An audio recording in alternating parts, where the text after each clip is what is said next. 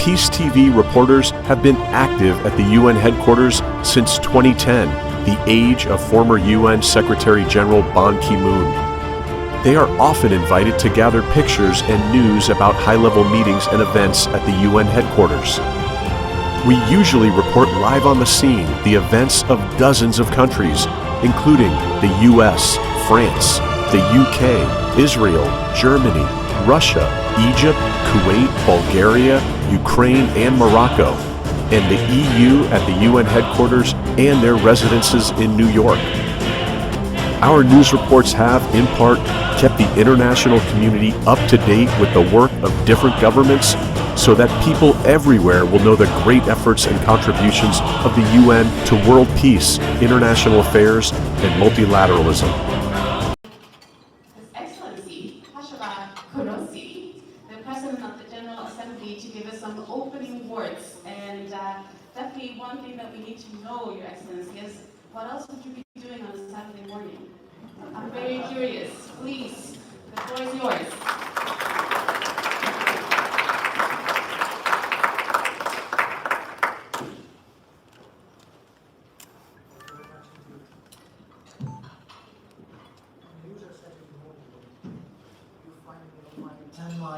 Running track in the Central Park, but I have to trade it now, and I did it gladly. But with your permission, I probably I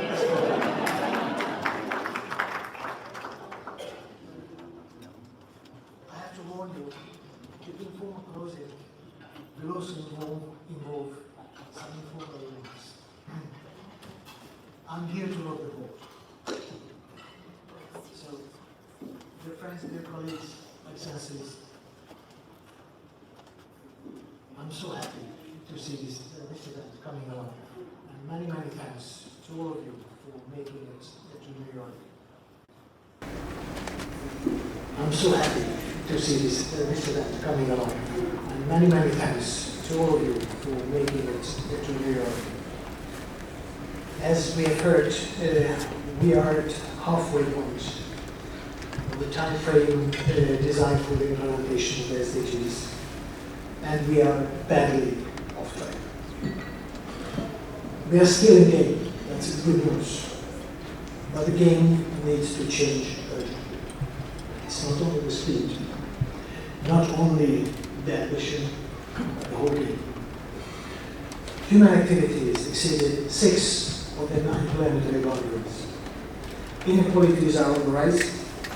Social and financial stabilities in many countries are weakened, seriously undermined, and we are facing the most complex set of crises in the world since the World War II. What is hindering the timely implementation of SDGs?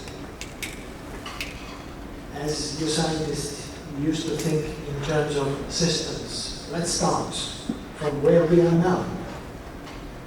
We inherited accumulated risk factors, and they are accelerating.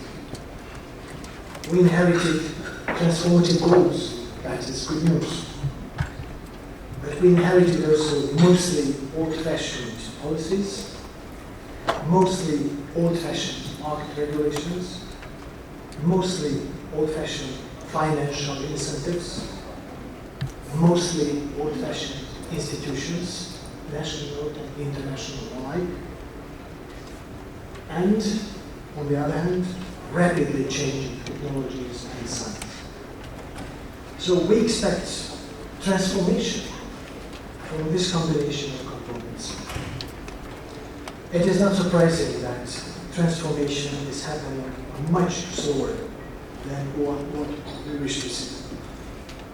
So what is needed to significantly accelerate the sustainability transformation? Let me offer you 7 points, 7 suggestions. 1, create national transformation strategies based on SDGs. Not all our countries have done so. 2, align regulations with announced goals. We know they are in many cases contradictory. 3, learn how to calculate all important externalities of actions or inactions. In short term, go beyond GDP. 4. Learn how to better evaluate the impacts of our investments by reducing negative externalities across all 3 pillars of sustainability. In other words, go beyond GDP, translated into the language of finances. 5. Identify and prioritize on game-changing elements in the SDG implementation. It's not enough to make the same a bit faster. We need to change the game, and we need to focus on the real game-changing elements. 6. Build transparent roadmap of implementation. We have 7.5 years now. That's what we need. 7. Improve science-based validation mechanism of implementation.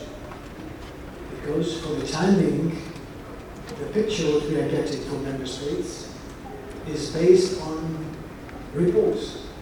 And reports are based on various aspects, not standardized and not necessarily science-based validation. For this, we need robust scientific support that does not exist in the UN for the time being. We must also modernize our pipeline from science to policy and back. So engaging science must be a two-way traffic in the UN and in the member states. Policymakers must make it clear where they see the greatest challenges, and scientists must provide evidence-based options for solving these challenges and clear indications of the expectable impacts of action or lack of action. This approach should help us to address root causes rather than symptoms, to remove barriers that have impeded our progress, and to be proactive rather than reactive. The political decisions are and will have to be taken by politicians. Scientists cannot step into their shoes, cannot take their responsibilities. It would not work anyway. But they, scientists, can and must be part of the decision shaping with their best knowledge, data, and analysis. It applies to the implementation of all SDGs. It applies to the whole sustainability transformation that we badly need. At the UN and in the GA in particular, GA Soviet General Assembly, we have to broaden the general knowledge about the challenges we are attempting to tackle. Because to quote Carl Sagan, we are in very bad trouble if we don't understand the planet we are trying to save. Science, at its core, is based on reliable data. Data we desperately need to make the necessary changes. Changes to how we manage our resources, how we monitor our progress, and how we validate the implementation of the SDGs. Stephen Hawking once said, we cannot really argue with a mathematical theory. Translated to our UN speak, it means that, especially in our times of mutual mistrust, it is much easier to establish a shared knowledge base for our deliberations from irrefutable scientific facts than from diverging political opinions. In a logical world, evidence beats ideology. But we know it is not an ideal world. Still, I'm proud to say that throughout this session, we have made strides in bridging the gap between research and policy.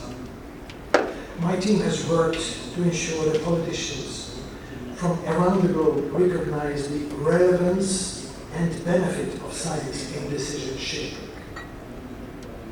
We have conducted science briefings, and many thanks to you who participated, recognizing the need for a shared knowledge repository and supported member states taking initiatives to drive our efforts forward.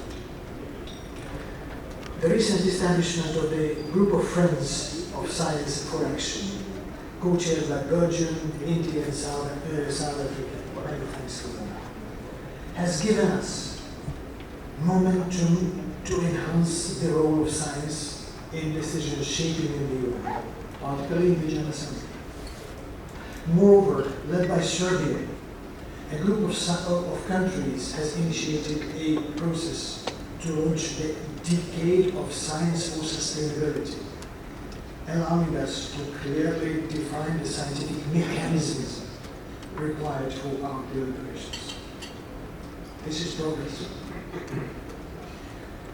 The effective, innovative, and transformative knowledge we need is out there. It exists.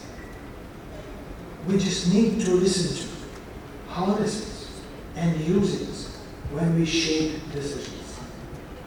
So we have the necessary tools. We still lack the shared, open, and free system to use our tools. But there are excellent platforms, organizations, and people working on that. Many of them in this room here today. Thank you for being here. I hope today's meeting will help us pool our resources towards the coming to make science an unavoidable component of shaping decisions on sustainability transformation. Thank you very much.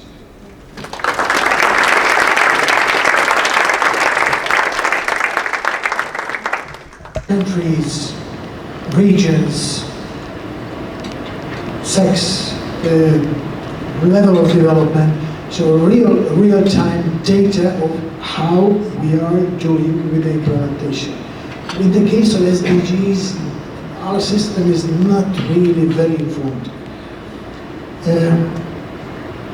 Let me also mention a missing point, and let me invite you all, please help us in the United Nations.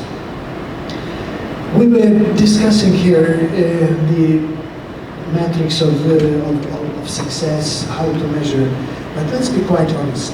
If we ask ourselves, can we measure transformation today? The honest answer, no. We have some vague ideas because we are measuring certain parts of the transformation, but we certainly don't measure the interlinkages, don't measure the side effects, and therefore we don't measure the final outcome. This metrics, this measurement methodology of measuring sustainability transformation should be created. It doesn't exist today. The Statistical Commission started. The member states are engaging, but we are still far away. In my best understanding, this measurement should have been ready by September 2023, by the SDG Summit, to make it sure that our pledge to the world that we are going to use the remaining 7.5 years will be much more credible than it was in the first 7.5 years. So it is not ready, but I hope it will be ready by September 2024. And last but not least, to the transformation what you mentioned. Let's be quite honest to ourselves. Transformation is happening. We like it or we don't like it. We make it or we don't make it. Because of climate change, because of water crises, because of wars and many others. The big question to us today, whether we would like to be masters of the transformation or victims of the transformation. And the decision is in our hands, yours and ours. Thank you very much. In my understanding, is still to be built. Therefore, my request to you would be, through the organizers, please send to the leaders. Why? 5 of those points where you see that you could help policymakers 5 very, very simple sentences. If you wish 5 game changers, that can be taken into the equation and can make the commitment to have the remaining 7.5 years more credible than the previous 7.5 years. If we can do it, you did a miracle. But you are here to make miracles. Thank you very much.